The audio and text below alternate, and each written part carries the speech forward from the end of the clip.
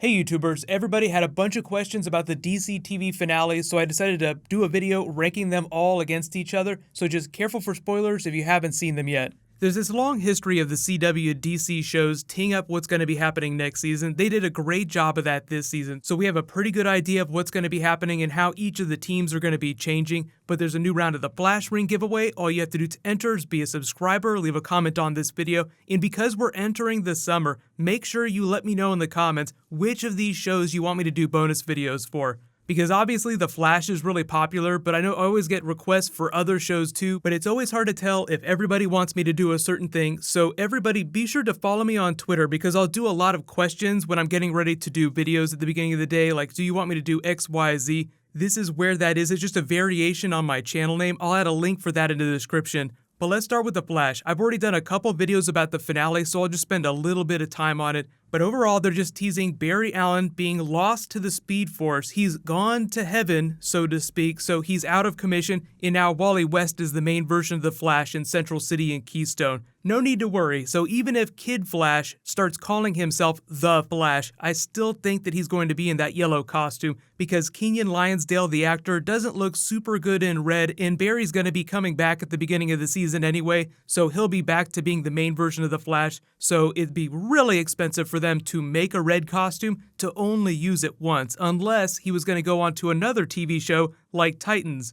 which is a little soon to speculate about, but there's just so much stuff going on in the Titans comic book now with the Wally West Flash. There's two Wally West Flashes in the comics. I don't think they'll ever do Ginger and African American Wally West on the TV shows, but we'll find out more about that this summer at Comic-Con. So Barry's gone, Savitar has been erased by a paradox wave, so all of the things that he has done have been wiped off the map with a few exceptions. Wally did not lose his speed. There are a couple lingering questions, so I'll do separate videos about that. There were a lot of people that were disappointed by the way they wrapped up the Savitar plotline, letting Iris West kill him with a bullet. I think that people were expecting something a little more spectacular, so I still really like the Flash finale. I'm much more connected to those characters than I am the characters from the comics on the other TV shows, so I just have a much deeper connection with those characters, even though Arrow had the stronger finale and the stronger through line this season.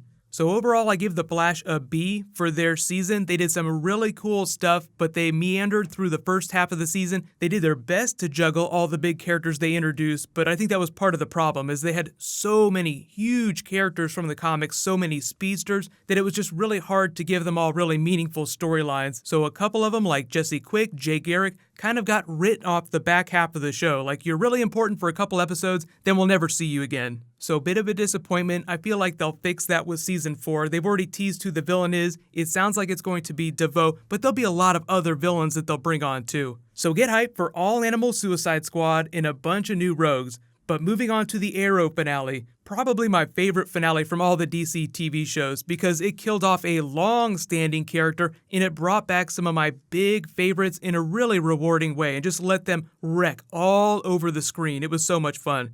So when Arrow comes to party, they blow it up big time, literally in this case. Arrow just tends to be more of a hardcore show. They didn't really have to rely on huge twists like a face-changing device to take back a big character death. They showed you that someone was dead, then the actor came on, John Barrowman's like, I'm dead. They did it off screen, but sorry, it's been fun. It'll be interesting character development for Thea's character next season, so it does seem like he's actually dead now. Really can't say enough about Manu Bennett as Deathstroke. He posted this on Twitter a little while ago, just basically telling the Arrow writers to give him something good and he would totally come back, like throwing the gauntlet down. So that makes me really excited for next season, but obviously because it's a huge cliffhanger, you don't know who lived, who died, they have to pay that off in the first episode, so most of these characters will come back in some way.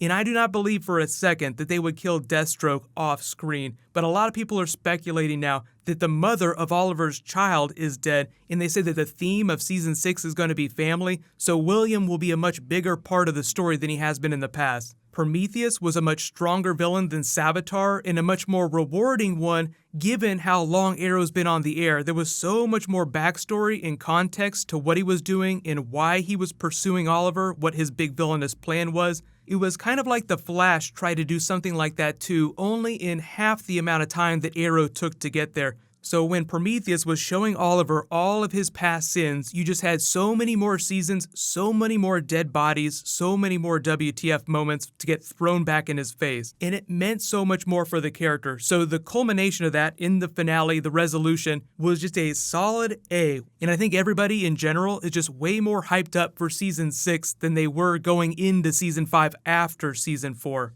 So there will be separate Arrow videos about what's going on next season, but moving on to Legends of Tomorrow. So I feel like that finale was probably a solid B+.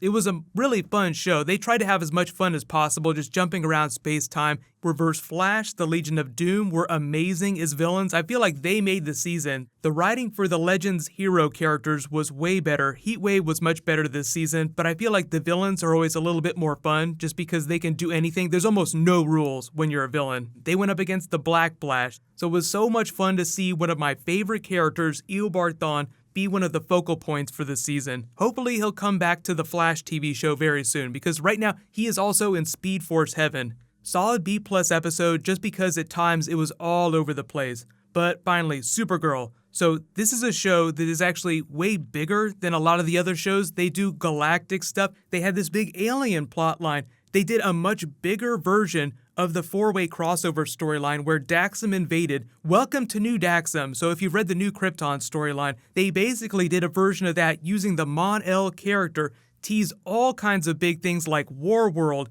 big concepts from the Superman comics, so it was very rewarding from a comic book standpoint. But at the end of the season, they sent the Mon-El character off. He got sucked into a wormhole that looked an awful lot like a time vortex. My takeaway from that is that the next time we see him, he'll be part of the Legion of Superheroes. Whether or not they ever actually get to that on the shows, they might just tease him in the costume. Look, I've been working with a team in the future. You'll never believe the places I've been. And then eventually they'll work up to that. But they did Legion on Smallville, so they can totally do it on the DC TV shows right now. They have done way weirder stuff. The other big villain tease for next season is the Rain character. So you flash back to Krypton as it was blowing up, and as Kara and Superman are leaving the planet in their ships, there's also a separate ship by this Kryptonian death cult where they talk about this being who's going to flourish and reign on Earth. But they don't show you what the baby looks like, which I think is a twist because when she comes out, she's going to look like this. So if you don't know who she is, she's a very Doomsday-like character. She's called Rain the World Killer, but she was a New 52 Supergirl character.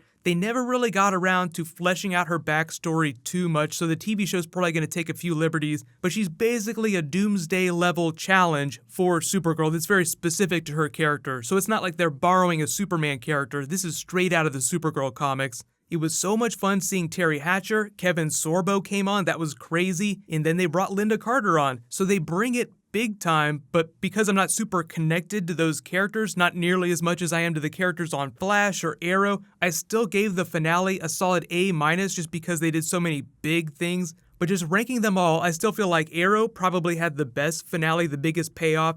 Then you have Supergirl with this huge worldwide disaster. The characters were great, but right after that, about neck and neck, are Flash and Legends of Tomorrow. So I feel like they all had good finales, but some of them were just a little bit stronger than the others. So let me know, of all the DC shows, which finale was your favorite, and then which show is your favorite. Because even though The Flash didn't have the strongest finale, it's still my favorite DC show, just because I'm so much more connected to those characters, so much more connected to those comics. Like, I just don't spend a lot of time reading Supergirl comics. I don't read a lot of Green Arrow comics all the time. Flash is one of the few TV shows that I read regular comics for. That'll change when Titans premieres, because I read a lot of Teen Titans, I read a lot of Nightwing, a lot of Batman. Everybody that reads comics reads a lot of Batman. But I'm really pumped about the next season. There was nothing that I was really upset with. I feel like they all met expectations. The Flash could have been a little bit better. Hopefully their storyline will be a little bit stronger next season. But hopefully that explains a little bit about what's going on with each of the finales, the big twists. Most of the shows are coming to Netflix this week, so if you're not caught up, now's the time to do it. But leave all your requests for DC bonus videos in the comments below. And not that I've been neglecting it, but there will be some new Marvel coming really soon too. Congratulations to the latest giveaway winner, Carlos Moreno. Please private message me on the back end of my channel so I can get your contact details. You can click here for my non-spoilery Wonder Woman review, and you can click here for brand new Flash Season 4. Thank you so much for watching. Let's high five. I'll see you guys tonight.